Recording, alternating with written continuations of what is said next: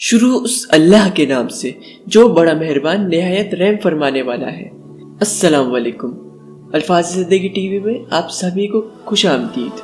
ایک نوجوان کپڑے کی دکان پر کام کیا کرتا تھا بہت خوبصورت۔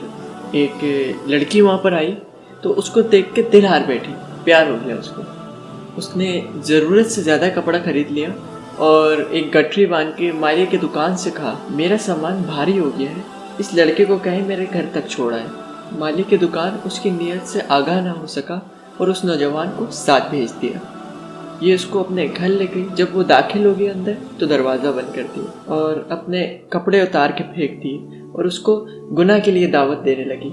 لیکن یہ لڑکا جو تھا صرف حسین ہی نہیں تھا، اللہ کا ولی بھی تھا۔ سبحان اللہ، ہمیشہ اس نے اپنی جوانی کے تقدس پہ پہرا دیا۔ وہ جوان نہیں ہے جو اپنی جوانی کو گلیوں میں رول دے، جوان وہ ہے جو اپنی شباب کو اپنی منزل تک پہنچائے۔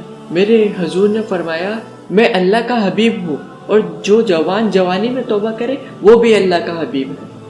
کتنی بڑی بات ہے، جب جوان توبہ کرتا ہے اللہ کا عرش خوشی سے ہل پڑتا ہے۔ تو جوان کی عبادتیں، جوان کی توبہ اللہ تعالیٰ کو بہت پسند ہے۔ تو اس نوجوان نے اس عورت کو کہا، بیوی میں تیری خواہش پوری نہیں کر سکتا، میں مجبور ہوں۔ لیکن اس نے جذبات کو آگ لگانے والا ہر جتن کیا، ہر طریقہ آزمایا۔